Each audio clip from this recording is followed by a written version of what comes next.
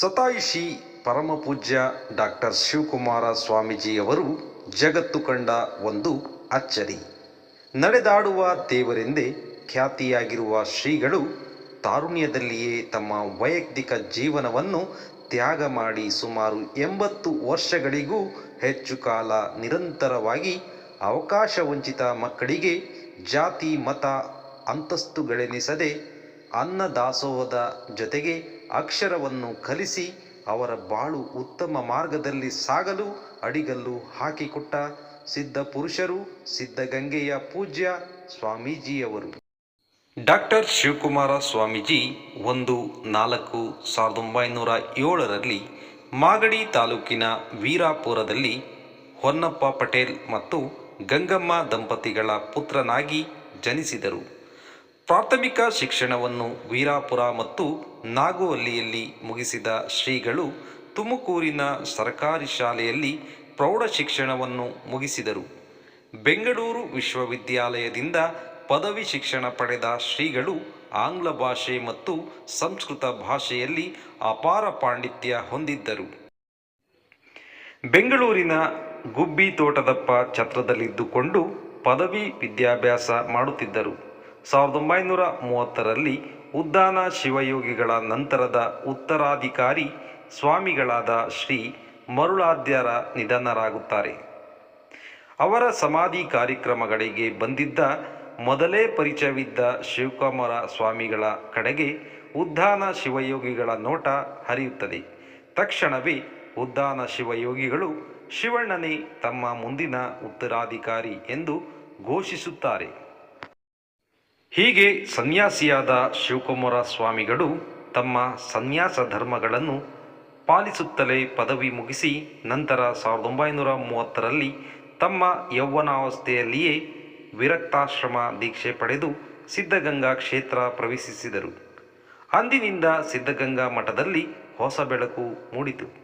ಜಂಗಮ ಮೂರ್ತಿಗಳಾದ ಶಿವಕುಮಾರ ಮಹಾಸ್ವಾಮಿಗಳು ಉದ್ದಾನ ಶಿವಯೋಗಿಗಳ ಆಣತಿಯಂತೆ 1941 ಸಿದ್ಧಗಂಗಾ ಮಠದ ಉತ್ತರಾಧಿಕಾರಿಗಳಾಗಿ ಅಧಿಕಾರ ವಹಿಸಿಕೊಂಡರು. ನಂತರ ಸಿದ್ಧಗಂಗಾ ಕ್ಷೇತ್ರದ ಸ್ವರೂಪ ಆಮೂಲಾಗ್ರವಾಗಿ ಬದಲಾವಣೆಯಾಯಿತು. ಈ ಶತಮಾನ ಕಂಡ ಅಪರೂಪದ ಶರಣರಾಗಿರುವ ಶ್ರೀಗಳು ಅನ್ನ ಅಕ್ಷರ ಮತ್ತು ಜ್ಞಾನ ದಾಸೋಹಗಳ ಮೂಲಕ ತ್ರಿವಿಧ ದಾಸೋಹದಲ್ಲಿ ತೊಡಗಿದ್ದರು. ಶ್ರೀ ಸಿದ್ಧಗಂಗಾ ಶಿಕ್ಷಣ ಸಂಸ್ಥೆ ಸ್ಥಾಪಿಸಿ ಅದರ ಅಡಿಯಲ್ಲಿ ಬಾಲ್ಯದಿಂದ ಪದವಿಯವರೆಗೂ ಸಂಪೂರ್ಣ ಶಿಕ್ಷಣಕ್ಕೆ ಅವಕಾಶ ಮಾಡಿಕೊಟ್ಟಿದ್ದಾರೆ. ಇಲ್ಲಿ ಯಾವುದೇ ಜಾತಿ ಧರ್ಮ ಭೇದವಿಲ್ಲದೆ ವಿದ್ಯಾರ್ಥಿಗಳಿಗೆ ಉಚಿತ ಶಿಕ್ಷಣದೊಂದಿಗೆ ಉಚಿತ ವಸತಿ ಮತ್ತು ಉಚಿತ ಆಹಾರ ಕೂಡ ನೀಡಲಾಗುತ್ತದೆ. ಪ್ರಸ್ತುತ ಸುಮಾರು 10,000ಕ್ಕೂ ಹೆಚ್ಚು ವಿದ್ಯಾರ್ಥಿಗಳು ಇಲ್ಲಿ ಶಿಕ್ಷಣ ಪಡೆಯುತ್ತಿದ್ದಾರೆ. ಕರ್ನಾಟಕದ ವಿವಿಧ ಮೂಲೆಗಳಿಂದ ವಿದ್ಯಾರ್ಥಿಗಳು ಇಲ್ಲಿ ಶಿಕ್ಷಣ ಪಡೆಯುತ್ತಿದ್ದಾರೆ. ಶಿಕ್ಷಣ ಮಾತ್ರವಲ್ಲದೆ ರೈತಾಪಿ ವರ್ಗದ ಅನುಕೂಲಕ್ಕಾಗಿ ಪ್ರತಿ ವರ್ಷ 1 ತಿಂಗಳ ಕಾಲ ರೈತ ಜಾತ್ರೆಯನ್ನು ನಡೆಸಿಕೊಡುತ್ತಿದ್ದರು.